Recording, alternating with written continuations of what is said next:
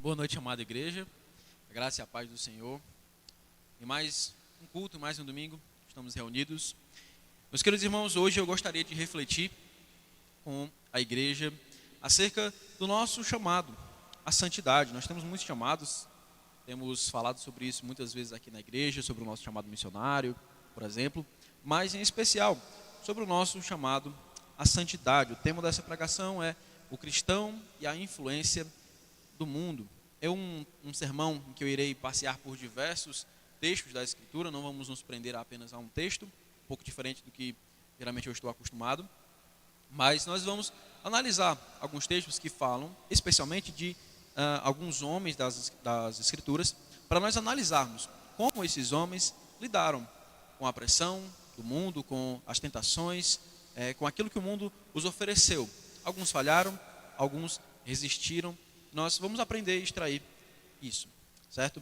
Muito bem, eu gostaria de iniciar, primeiramente, com o nosso texto introdutório. Ele é a base para aquilo que nós acreditamos ser o chamado de Deus para o seu povo ser santo, que é Levítico 20, 26. Levítico 20, 26.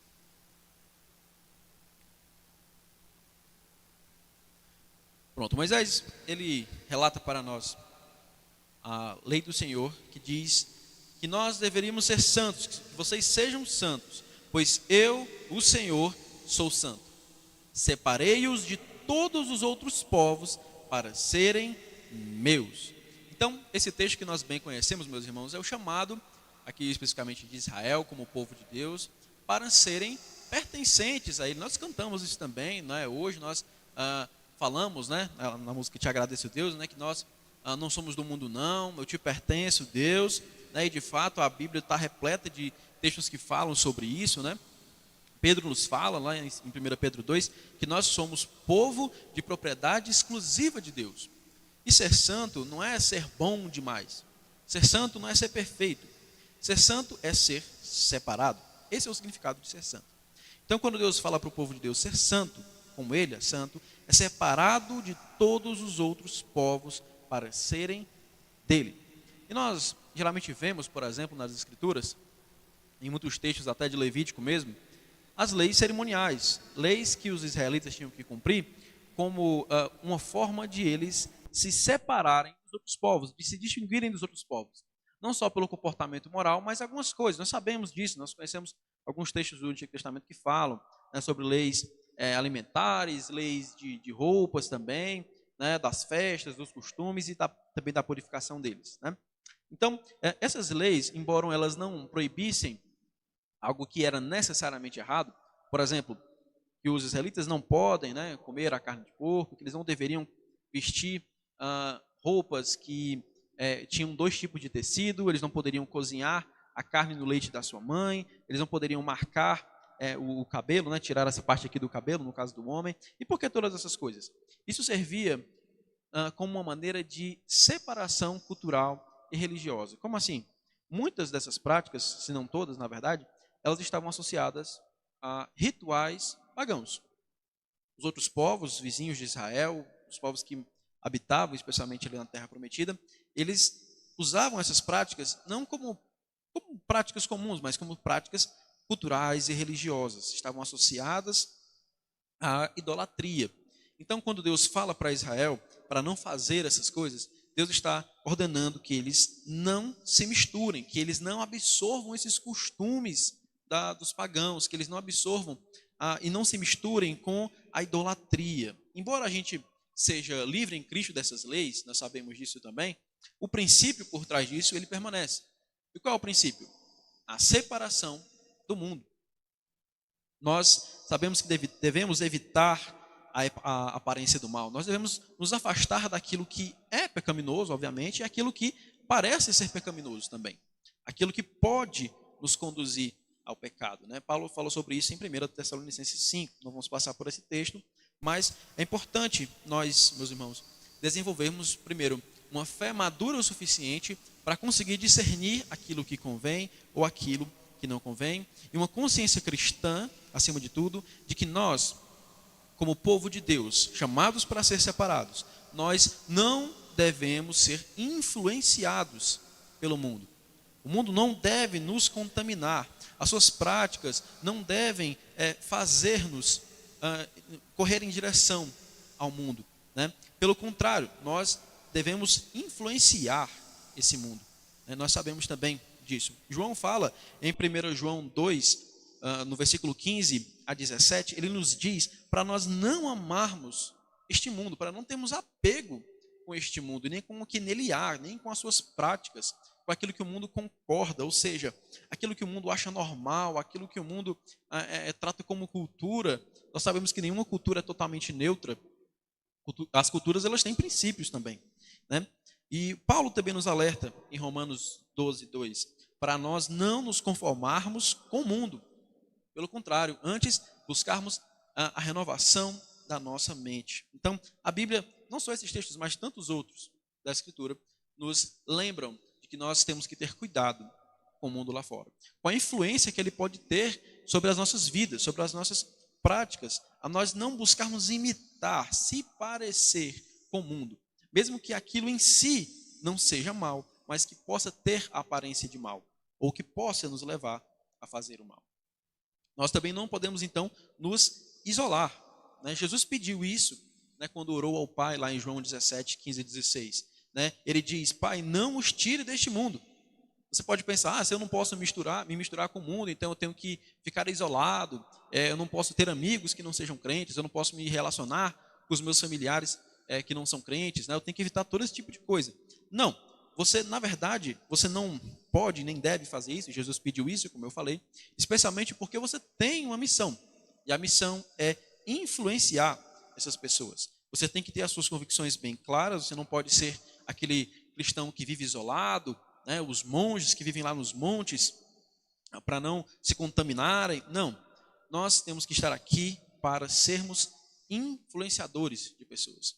No caso, evangelizarmos essas pessoas e não para sermos influenciados, né?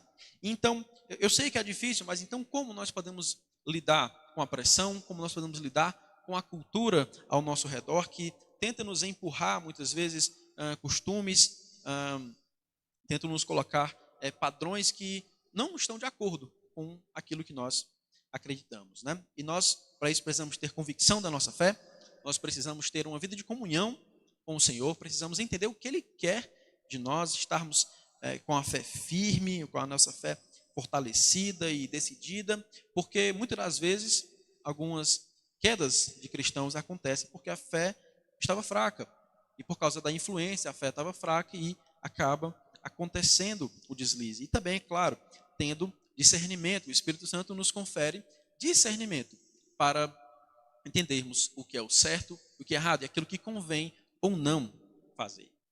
Portanto, para nós entendermos melhor nas Escrituras, com exemplos práticos, como o povo de Deus deve agir em relação à influência do mundo, nós vamos caminhar na vida de três personagens bíblicos, seis homens, seis personagens bíblicos, sendo três deles aqueles que, infelizmente, caíram em relação à influência, à cultura, e outros três que resistiram, certo? Então, o primeiro de todos, que é um grande exemplo para nós, é Salomão. Salomão, na verdade, eu quis colocar ele aqui como começo, porque eu não estou aqui para falar o que você deve ou não fazer de maneira geral, né? Nós sabemos, nós conhecemos os 10 mandamentos, sabemos aquilo que nós, em teoria, né, devemos fazer, mas Salomão é um grande exemplo de como alguns pequenos costumes podem levar a grandes quedas, como algumas pequenas concessões que nós fazemos, como algumas pressões que o mundo faz sobre nós e nós damos pequenas brechas, como isso pode afetar em muito a nossa fé. Isso é muito sério. Como eu dizia antes, em Levítico, né, lá diz, não faça isso, não porque aquilo em si era mal, mas porque eles precisavam evitar aquilo que estava associado ao mundo, associado ao paganismo, associado às práticas idólatras acima de tudo ali. Então, tudo começa nas pequenas concessões. Você vai abrindo a porta do seu coração para algo que não necessariamente ali está errado, mas que vai te levar ao erro. E nós somos chamados, né, para viver de forma distinta do mundo e não para nos parecermos com o mundo, né? E esse princípio que atravessa toda a história da redenção, que é, vocês têm que ser separados. Isso não é de agora, isso é desde sempre, desde que Deus constituiu o seu povo, ele disse, vocês têm que ser diferentes, não é para vocês se parecerem com o mundo. Aí já fica uma pequena pergunta, nós temos buscado nos parecer com o mundo ou buscado nos parecer com o próprio Deus, com o nosso modelo de homem perfeito que é Jesus, né? Então, alguns costumes e práticas podem surgir no mundo, às vezes elas entram de maneira muito sutil no nosso coração, vão moldando o nosso coração, e o pior é que dentro do coração de muitas pessoas, mesmo cristãs, existe um forte desejo de querer se parecer com o mundo, de querer imitar o jeito deste mundo, as práticas, os padrões, se parecer cada vez mais com o jeito mundano, né? Talvez há alguns anos atrás isso fosse um pouco mais diferente, né? Talvez há alguns anos atrás os crentes, eles, mesmo que de forma exagerada, às vezes procuravam se abster, né, de muitas práticas do mundo, né? Mas hoje em dia nós temos cristãos que não fazem mais essa distinção, aquilo que é do mundo, né? Temos cristãos que hoje buscam ir até para uma festa católica, né? Então essa consciência de querer se diferenciar, ela é necessária. E indo diretamente para a vida de Salomão, como eu estava indo em direção, né? Vamos para 1 Reis, capítulo 11, versículo 1 a 8. O primeiro texto que nós iremos ler.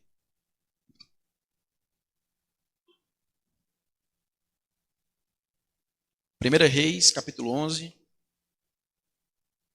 verso 1 a 8. Muito bem.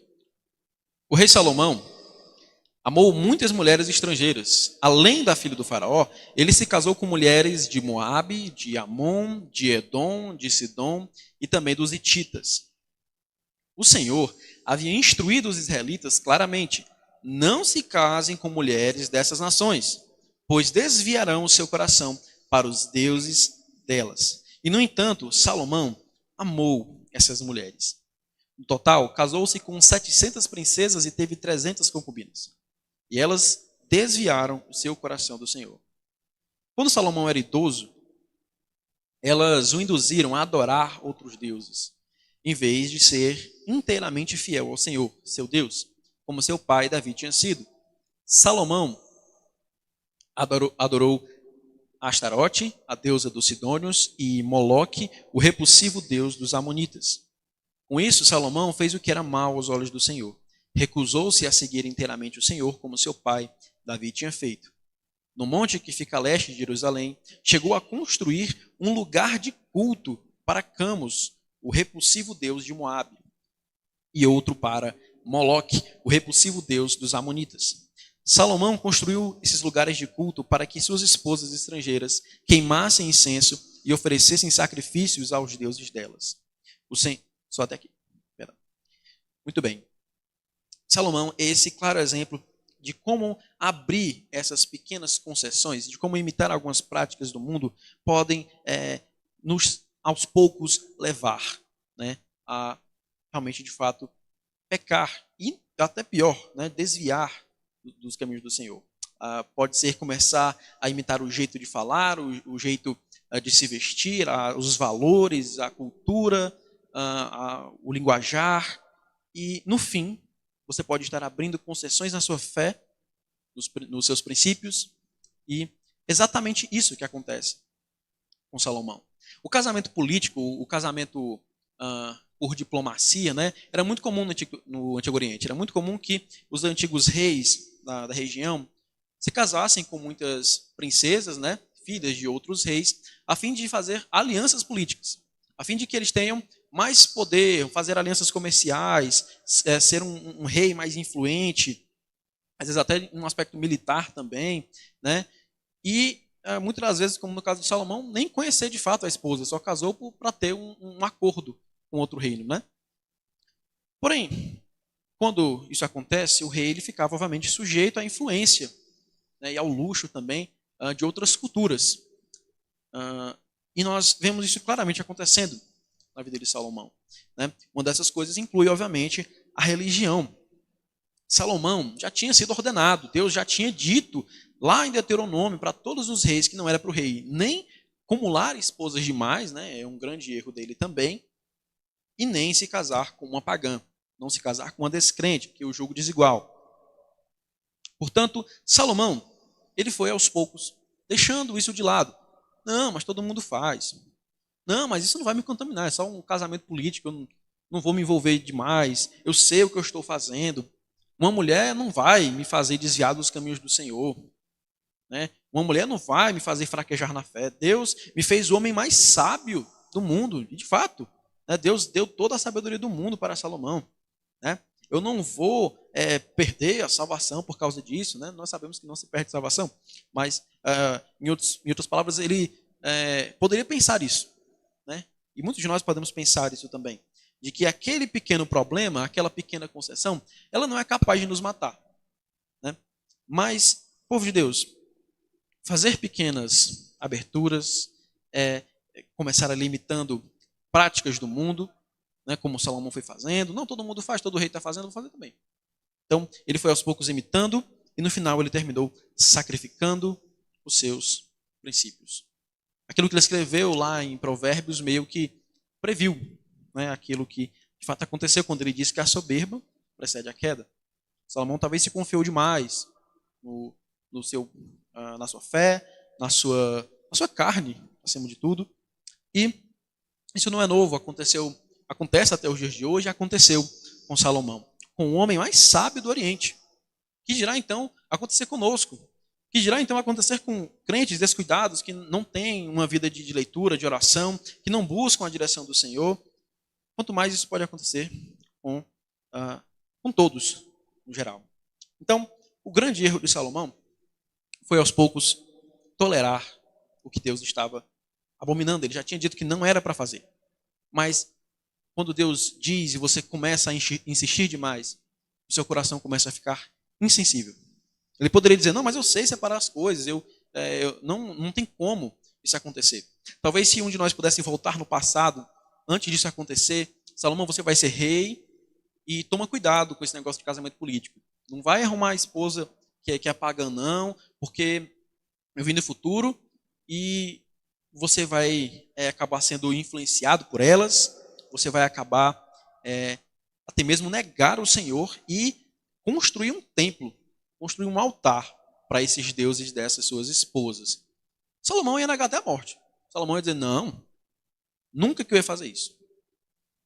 Não tem como. Como é que um relacionamento, um casamento político desse vai simplesmente me fazer desviar dos caminhos do Senhor? Ele que construiu um templo para Deus e no final terminar construindo, né, um templo para esses falsos deuses. Então, da mesma maneira, o que um cristão hoje acha normal diante da influência do mundo, o que hoje o mundo acha normal e o cristão aos poucos vai imitando essa prática, né? Hoje o que é só uma música, é só uma amizade, é só uma festa, mas é só um namorado, é só uma piada. Aos poucos, isso é muito perigoso, de verdade, isso é muito sério. Isso pode acabar, no final, sacrificando os princípios no altar da cultura. Se nós não vigiarmos, amanhã podemos estar aceitando coisas muito piores. Isso é muito sério. Olhe para Salomão, olhe para esse homem que é uma referência em muitos pontos de sabedoria, de louvor ao Senhor. E como eu falei, se você olhasse, se você pudesse voltar no passado e mostrar para ele iria negar até a morte de que isso iria acontecer. E é uma coisa muito importante, meu irmão, que nós podemos extrair daqui também. Né? Percebe que Salomão começou a se casar com essas mulheres, talvez muito jovem, né? Mas quando foi que ele foi induzido a adorar outros deuses? O texto diz que foi quando ele era idoso. Depois de um certo tempo, não foi de uma hora para outra. Não foi ele se casou aqui com a princesa dos filisteus e no outro dia ele construiu um templo. Não. Entenda, esse deslize, essa queda do cristão, ela não é de uma hora para outra. Ela é aos poucos. O cristão ele não vai cair de uma hora para outra. Não é de uma vez. Ele vai deslizando aos poucos. Basta você olhar para esse relato bíblico. É exatamente isso que aconteceu com Salomão. Quem começa imitando a cultura pode terminar sacrificando a sua santidade. Isso não é de uma hora para outra. E por isso é preciso vigilância. Vigilância em relação ao que você tem dado de aberturas. Saiba que o mundo está aí oferecendo as coisas para nós. Às vezes a gente pensa que quando a gente fala sobre isso, né, sobre o cristão e a influência do mundo na nossa vida, a gente pensa que vai chegar alguém na nossa vida e vai falar: bora ali, trai tua esposa. Ei, bora ali assaltar. Ei, bora ali se embriagar. E aí você vai e se perde e é isso. Não. São pequenas coisas, pequenas concessões, coisas que parecem tão inofensivas como uma amizade, como um ambiente, como um filme, uma série, uma música, coisas que estão ao nosso redor e nós vamos absorvendo aos poucos, até que aquilo, por falta de vigilância, por falta de cuidado, nos desvia do Senhor. Então, quem começa imitando a cultura pode terminar sacrificando a sua santidade. Mas como é que eu vou viver? Tem tudo errado no mundo, não é? Como é que eu vou sair, por exemplo, com pessoas que não são cristãs? Ora, não sendo influenciado. Foi o que eu tinha dito mais anteriormente, né? Jesus ele comia com pecadores na casa dessas pessoas, né? Ele não ia para um bar, nem para um prostíbulo, ele comia com pecadores. Mas em nenhum momento aqueles pecadores influenciavam Jesus a fazer aquilo que eles faziam. Pelo contrário, era Jesus que estava evangelizando aquelas pessoas. Estava influenciando aqueles pecadores a não serem mais pecadores e se parecerem com ele. Então, será que nós temos feito isso? Será que quando nós nos juntamos com descrentes para conversar, isso é normal? Nós temos parentes descrentes, temos amigos descrentes no trabalho, nós temos pessoas descrentes. Então, quando nós nos juntamos com essas pessoas, elas estão sendo a parte ativa do relacionamento, no sentido de nos influenciar, ou nós, sendo submissos ao Senhor, estamos influenciando aquela pessoa com o nosso falar, com o nosso jeito, a nos parecermos mais com Jesus. Então, a questão é nós conseguimos influenciar essas pessoas e não assimilar os valores delas, né? Jesus, ele, sim, comia com pecadores, com ladrões, com prostitutas, mas em nenhum momento ele assimilou os valores dessas pessoas. Ele, pelo contrário, buscou influenciá-las. Então, vamos para o próximo exemplo. Sansão. Sansão, ele é um ótimo exemplo também de como esses pequenos problemas, Salomão, lá no livro de Eclesiastes, ele vai chamar isso das raposinhas, né? Quem leu já sabe do que eu estou falando. Sansão, ele foi alguém que foi consagrado ao Senhor. Além de ser um servo do Senhor, ele era um nazireu, ele fez um voto do nazireado. O que é isso? Algumas coisas específicas, ele prometeu ao Senhor, né, a sua fidelidade, de que não iria se contaminar, não iria pegar em cadáveres, não iria se embriagar, não iria ter contato com a bebida alcoólica, não iria cortar também o seu cabelo, né? Isso fez de Sansão, né, essa aliança, essa consagração, Deus permitiu, ele deu força. Conhecemos um pouco da história de Sansão. E um homem forte fisicamente, mas que foi muito fraco diante da cultura. Assim como Salomão, Sansão também foi caindo aos poucos, foi abrindo mão de alguns dos seus princípios, aos poucos ele foi fazendo o que não devia, né? A história de Sansão é um pouco longa, eu não vou em todo, né, Juízes 13 até o 16, mas vamos até Juízes 16, no verso 4 e no verso 5.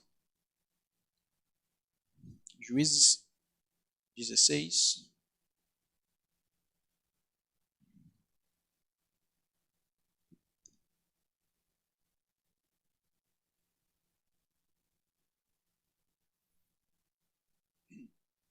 Verso 4 e 5, Juízes 16. Pegando aqui o meio da história, né? Algum tempo depois, Sansão se apaixonou por uma mulher chamada Dalila, que morava no vale de Soreque. Os governantes dos filisteus foram vê-la e disseram: seduza Sansão para que ele lhe diga o que torna tão forte, como podemos dominá-lo e amarrá-lo sem que consiga se soltar. Então cada um de nós dará a você 1.100 peças de prata. Olha só, aqui não é a história inteira, né? Não dá para nós trabalharmos toda a história, como eu disse, alguns capítulos, mas Sansão, ele foi caindo no mesmo erro de Salomão, a questão, né, de buscar mulheres que tinham uma crença diferente, né, que adoravam outros deuses. Né? Dalila era uma filisteia, ela adorava o deus Dagan, se eu não me engano, se não me falha a memória, né? Entre outros deuses também.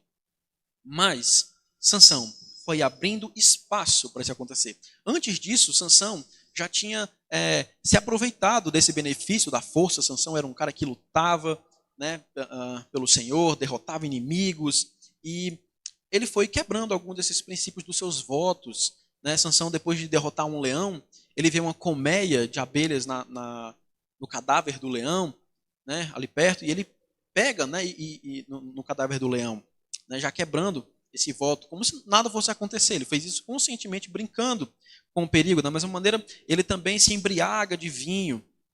Né?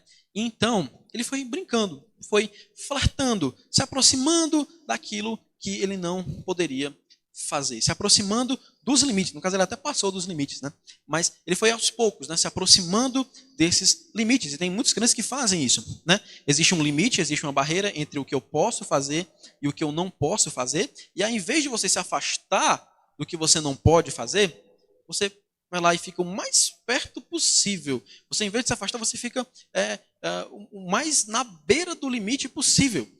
Ou seja, igualmente Sansão, ficar flertando com o mal, ficar flertando com o mundo, brincando, né, de testar a fé, acariciando o pecado. Como nós lemos aqui, nesse relato, o mundo quando ele te mostra, que te oferece o pecado, ele não quer teu bem não, ele quer te matar.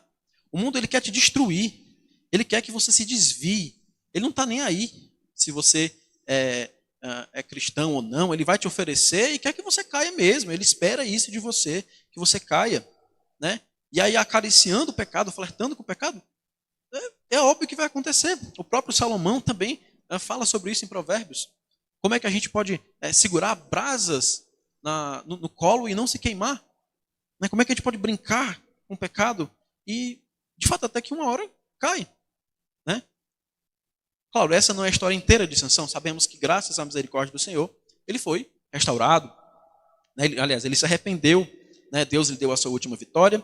Né? E isso serve também como lição para nós, de que, embora nós possamos estar, em algum momento, abrindo, né, essa porta para o pecado entrar, ainda exige tempo de nós consertarmos isso. Nós precisamos estarmos avaliando a nossa vida e pensar, aonde é que o mundo tem me influenciado?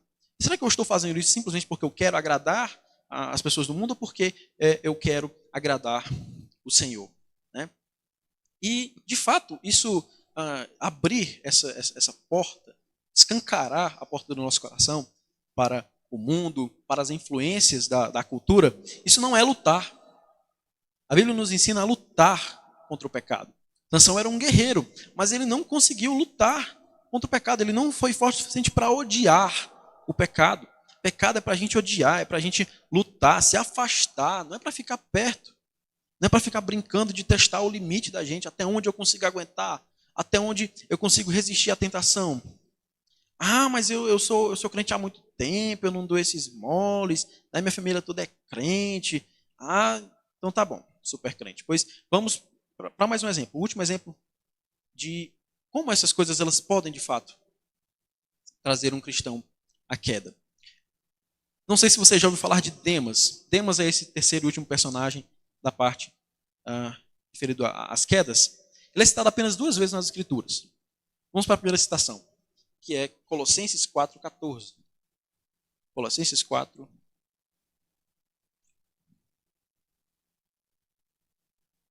versículo 14.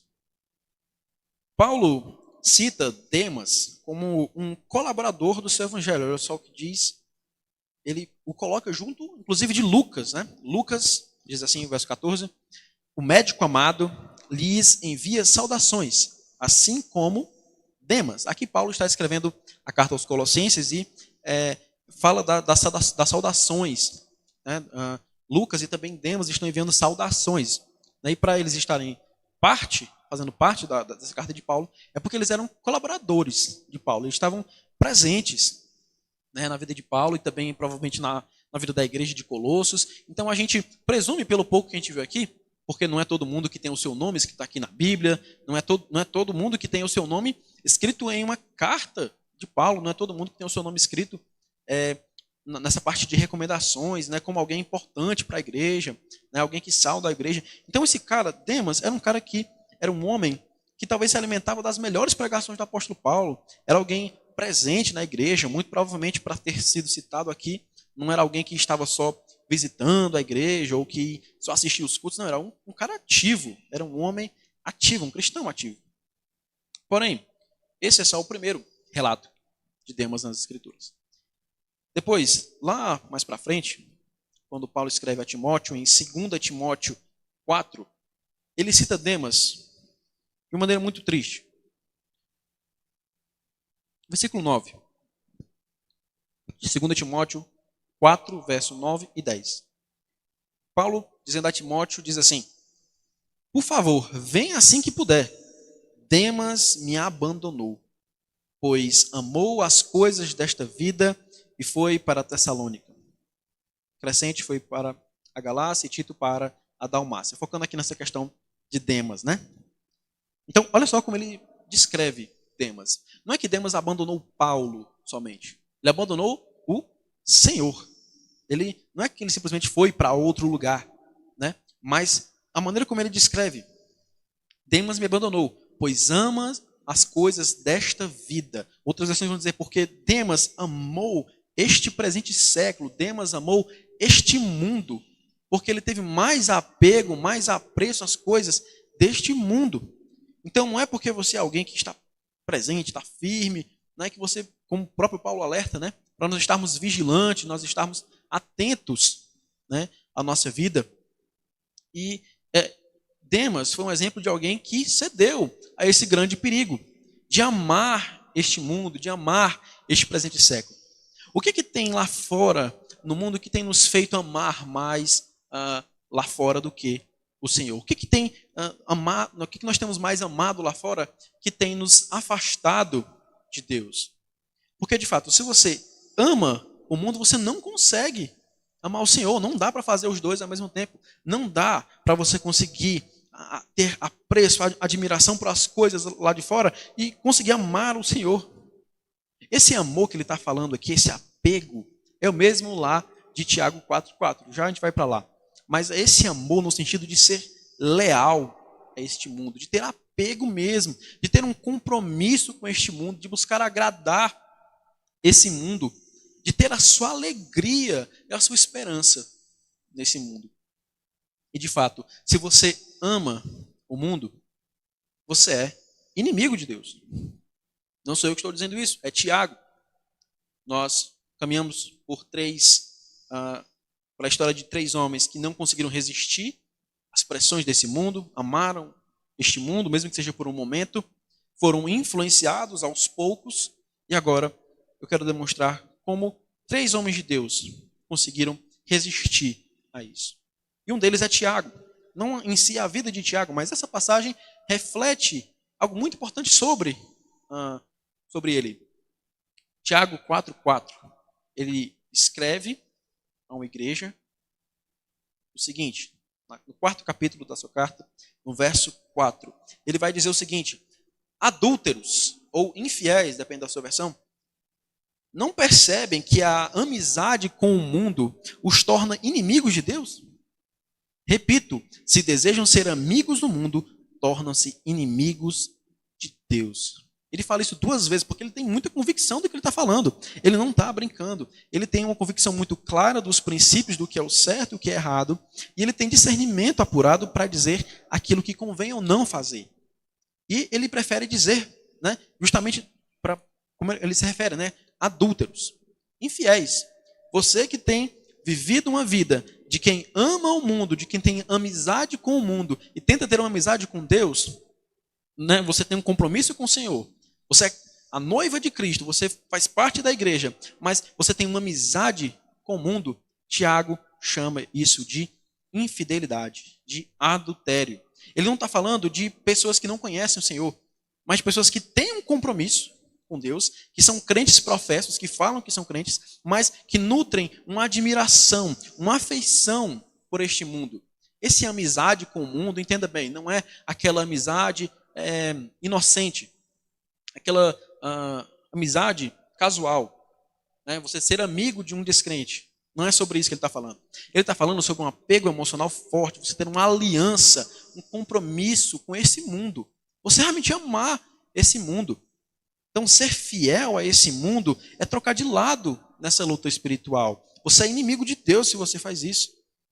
Satanás, ele tenta, né, a carne tenta também, se possível, ele seduz os eleitos de Deus a se contaminar com a cultura. Ele está oferecendo, né, seja com a cultura em si, com as amizades, com aquilo que nós consumimos na internet, coisas que parecem inofensivas à primeira vista, mas que podem sim contaminar o nosso coração. E Tiago nos alerta: não sejam amigos do mundo, não tenham uma admiração, um apreço pelas coisas lá de fora. Isso é jogar no time contrário do time de Deus. E outro homem de Deus, que tinha essa mesma compreensão de Tiago, que sofreu as mesmas tentações, no sentido espiritual, como Salomão, como Sansão e como Demas, foi Daniel. Conhecemos bem também a história de Daniel. Vamos para Daniel, capítulo 1, versículo 8. Pano de fundo, né, como muitos irmãos já conhecem a história, Daniel e seus amigos eles foram levados, né, para a Babilônia, né, para uma terra pagã, para servir o rei, né, devido a Israel estar subjugada, né, estar servindo a Babilônia. Então eles são levados para lá e eles ganham algumas regalias. O verso 8 nos diz, aliás, antes do verso 8, é dito que foi oferecido para Daniel e seus amigos comidas, né? Foi oferecido alimento para eles.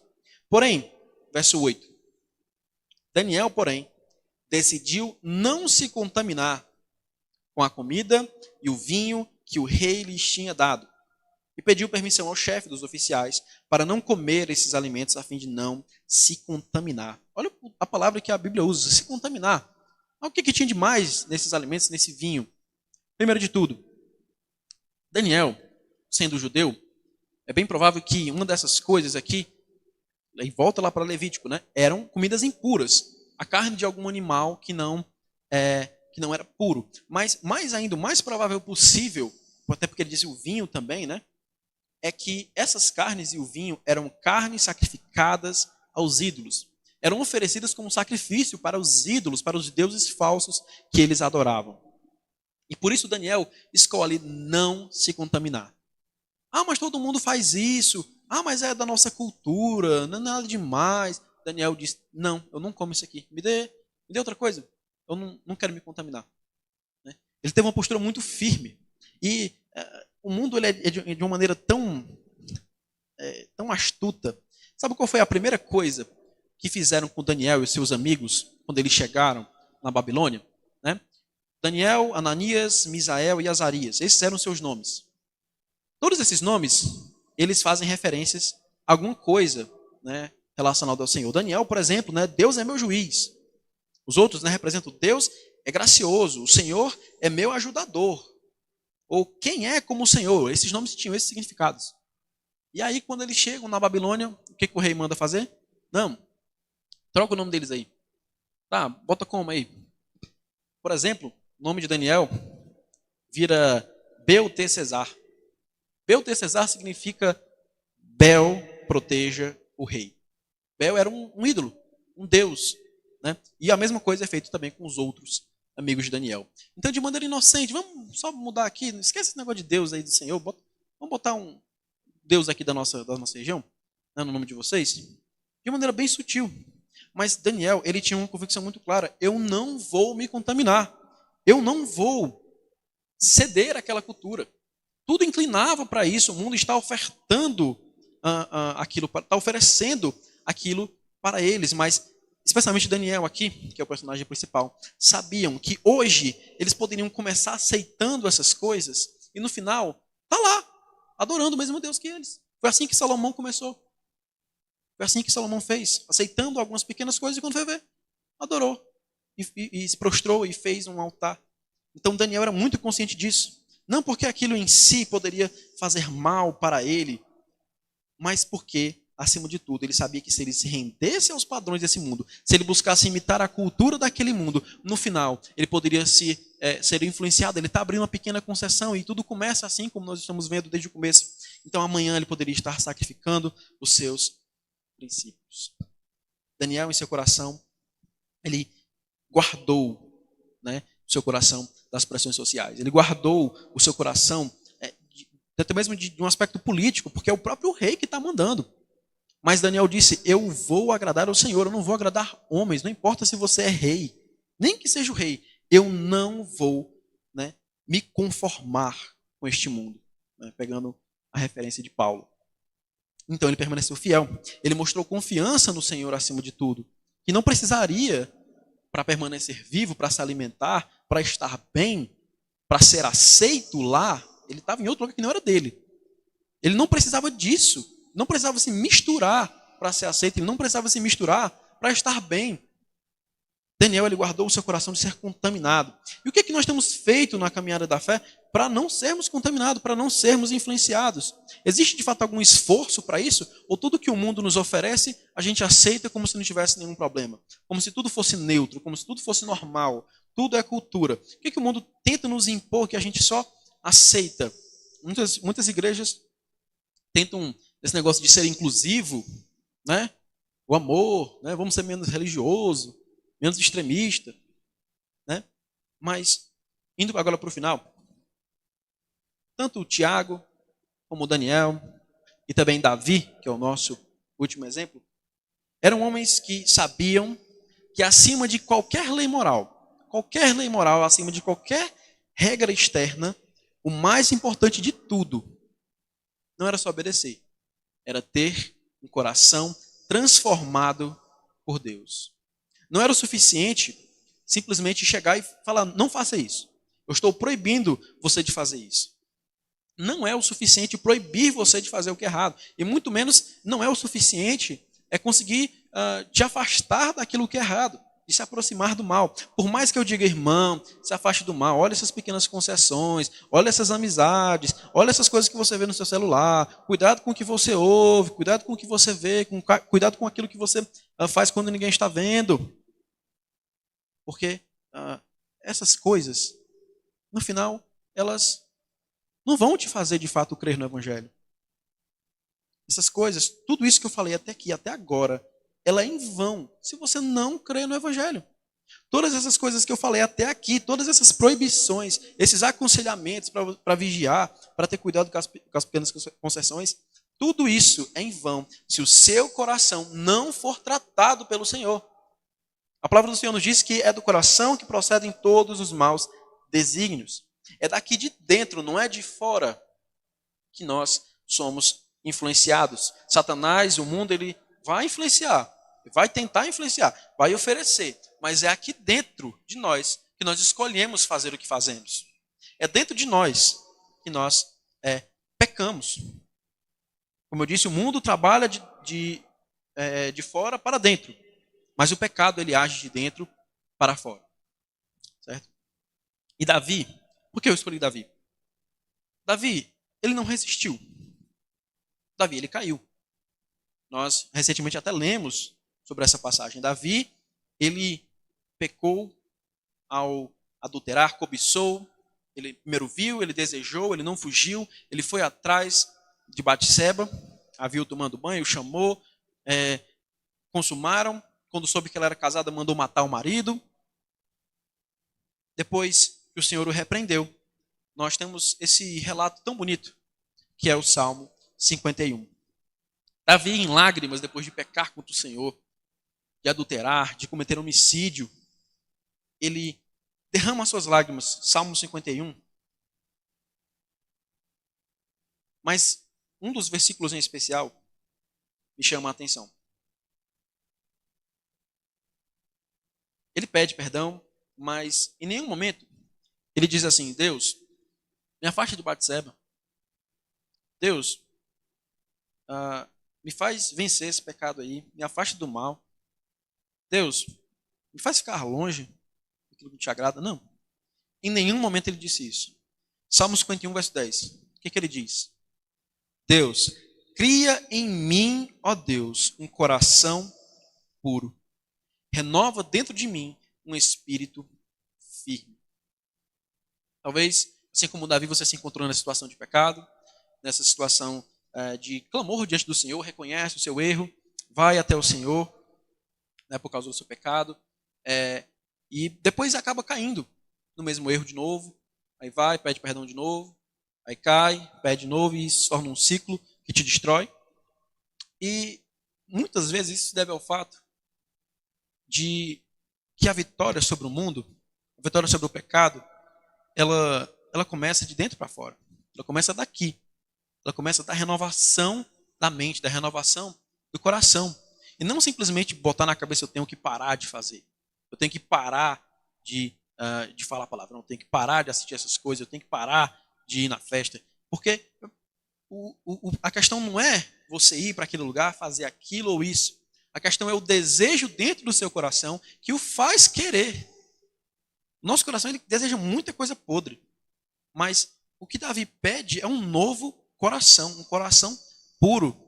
Como eu disse, ele não pede para se afastar do mal, né? Ele pede um novo coração. Nós vemos 3 homens que perderam a batalha contra o pecado.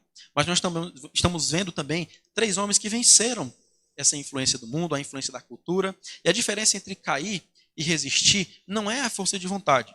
Também não é a frequência no culto, não é exatamente uma vida de oração. Não são essas coisas que vão te fazer vencer o pecado de uma vez por todas. Não são essas coisas que vão te fazer se livrar das amarras do pecado e parar de cair no mesmo pecado e ter uma vida espiritual medíocre. Não. É o estado do coração. É o estado do coração. É a renovação da mente, a renovação do coração. Davi, quando ele fala isso daqui, ele desiste dele mesmo. Ele fala, Deus, eu não consigo, meu coração não presta. Joga fora, quebra, faz outro, porque isso aqui não presta. Me dá um novo, um coração puro, renova, faz outro novo. Dentro de mim, um espírito firme. Ele pede para Deus um novo coração. Como eu disse, ele não pede para fugir de Batseba, ele não pede para ter forças para parar de pecar. Ele pede para criar-se nele um novo coração. Não é um ajuste, não é mudar algumas coisas. A gente olha para algumas pessoas, amar fulano é tão bom, só falta ser crente. Não, ele tem que nascer de novo. Ele falou isso para Nicodemos. Jesus falou isso para Nicodemos, que era um dos caras mais conhecedores, talvez, da Escritura, fariseu muito sábio. E aí Jesus fala para ele, você tem que nascer de novo. Não é reforma, não é ajuste. É começar do zero, quebrar mesmo e fazer tudo do zero. Será que nós realmente já recebemos esse novo coração? Será que nós já pedimos isso do Senhor? Deus, faz em mim um novo criação. Destrói esse daqui, Senhor, e faz outro. Coloca outro no lugar. Tira esse coração de pedra e coloca um coração de carne, como Ezequiel nos diz, como ele profetizou. Meu irmão, minha irmã, você pode até parar de frequentar aqueles lugares. Você pode até conseguir de ver aquelas coisas. Você pode até conseguir fugir daquele ambiente. Pode até conseguir desfazer-se daquelas companhias. Mas não se coloca pano novo para remendar roupa velha. Jesus disse isso em Marcos capítulo 2. Não se coloca pano novo para remendar roupa velha. Não se coloca vinho novo em odres velhos. O que isso quer dizer, meu irmão? O que Jesus quis dizer quando ele falou isso? Ele quer dizer que não adianta você querer fazer as coisas certas se você ainda não é uma nova criatura. Você pode até tentar, mas a única solução é clamar ao Senhor para ser uma nova criatura. Não adianta mudar roupa, não adianta mudar costume, não adianta mudar linguajar, se não mudar o coração. Não adianta fazer uma mudança externa. Isso pode durar durante um tempo, mas o que fica para sempre é essa mudança de coração. É isso que de fato vai trazer uma mudança genuína, uma mudança de verdade na vida de cada crente. É um novo coração. Ser sincero, mesmo como Davi foi, Deus, eu não consigo, meu coração não presta, mas o Senhor consegue. E por isso, Deus, eu preciso de Ti, eu preciso de um coração puro e de um espírito inabalável. Eu preciso da tua força, Deus. Eu preciso que o Senhor me dê um coração puro e um espírito inabalável. Hoje o Senhor, Ele nos chama para parar de fugir do pecado. De só fugir do pecado. Né? Ele nos chama a começar a clamar por um coração novo. E nos chama também a ser uma nova criatura, alguém que não pertence a este mundo, como nós cantamos em tantos louvores, como nós lemos em tantas passagens da Escritura, a nós não compactuarmos, a não termos amizade com o mundo, a nós sermos de fato novas criaturas, que não pertencem aqui, mas que pertencem à Nova Jerusalém, que são peregrinos nessa terra, que de fato anseiam por voltar a se encontrar com Deus, enfim, meus irmãos, um novo coração que de fato pertence ao Senhor, um coração redimido, um coração que não está conformado com esse mundo, como Paulo fala em Romanos, nós lemos essa passagem também, um coração que não ama este mundo como Demas amou e caiu, um coração que resiste à influência e à cultura desse mundo, como Daniel fez. Nós precisamos de um coração desse jeito, um coração que não só obedece, mas um coração que ama o Senhor de verdade. Um coração que obedece, mas obedece por amor. E não porque por uma necessidade de se adequar às normas da igreja, não que obedece porque precisa, não que obedece por causa de medo, mas que obedece porque ama o Senhor. Um amor rendido e constrangido ao Senhor, porque a lei ela pode até te impedir de pecar. Essas regras que nós temos aqui nas Escrituras, elas podem até te impedir, te afastar do mal durante um tempo. Mas só a graça milagrosa de Deus. A graça milagrosa porque é um milagre nós sermos convertidos. Era impossível para nós conseguirmos fazer aquilo que é certo. Era impossível para nós termos acesso ao Senhor. Mas essa graça milagrosa de ser uma nova criatura, de conseguir nascer de novo. Até o próprio Nicodemos, como eu falei, ele questiona isso, né? Como alguém sendo velho pode nascer de novo? Né? Mas esse milagre de ser uma nova criatura é só isso que pode de fato transformar os desejos mais profundos do nosso coração, que pode tirar esses desejos para fora e colocar um desejo de quem ama de verdade o Senhor. É só essa graça de Deus que consegue transformar aquilo que há de pior nos nossos corações e transformar, né, em algo que agrada, que alegra o Senhor. Só essa graça consegue tirar o nosso amor por esse mundo e transformar isso em prazer, em alegria e amor ao Senhor. Só o Senhor tem poder para fazer alguém nascer de novo. Amém? Vamos orar.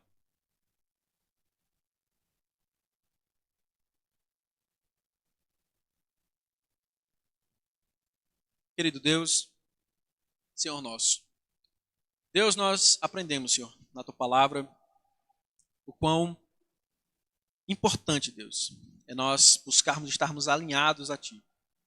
Buscarmos nos separar, Deus, deste mundo. Deus, o Senhor pediu para que nós não fôssemos tirados desse mundo porque temos ainda uma missão. Porque temos ainda, Deus, esse propósito. Porque temos ainda que influenciar aqueles que ainda não Te conhecem, Deus. Senhor, nos ajuda. Senhor, tem misericórdia do Teu povo, Deus, e dá um novo coração, Senhor, àqueles que ainda não têm. Renova, Senhor, e tira cada desejo mal que há dentro do nosso coração. Desejamos e queremos muitas coisas más, mas aquilo que há de bom, Deus, o desejo de Te obedecer, o desejo de Te amar, só pode vir de Ti. Somente o Teu Santo Espírito pode fazer isso por nós. Somente, Senhor, o Teu Santo Espírito pode renovar a nossa vida, pode transformar a nossa vida, Deus. E nós Te clamamos, Deus, por essa ajuda. Te pedimos, Deus, que o Senhor faça isso por nós, como o Senhor prometeu que faria, Deus. Nos ajuda a sermos vigilantes, Deus, para não abrirmos essas pequenas concessões. Sabemos que o mundo é sujo, sabemos que o inimigo é sujo, Deus, e de diversas maneiras, de diversas formas, tenta nos seduzir, tenta nos enganar, Senhor, a nos afastarmos de Ti. Nos ajuda a termos discernimento, a termos uma fé madura que consegue discernir, Deus, aquilo que convém ou não nós fazermos, que convém ou não, Deus. Nos guarda, Senhor, e nos afastarmos de Ti. Nos ajuda, Senhor, através do Teu Santo Espírito, permanecermos fiéis ao Senhor, permanecermos obedientes, Deus. E sabemos que não podemos fazer isso simplesmente querendo, simplesmente obedecendo. Sem fé, Deus, ninguém pode agradar ao Senhor. E essa fé, Deus, que é um coração novo, uma mente transformada, Deus, isso vem de Ti. Nenhum de nós, por mais que leia a Bíblia, por mais que ore e venha para a igreja, nada disso pode. Só o Senhor pode. E o Senhor quer isso para nós, o Senhor deseja isso para nós. E por isso, Deus, eu te peço, em nome de Jesus, Senhor, abençoa esta igreja, abençoa cada um que se dispôs a ouvir, Senhor, essa palavra.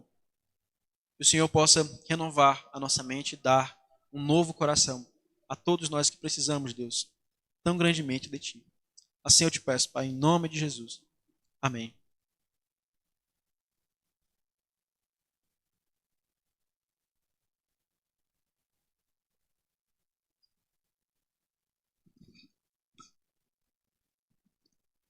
Amém.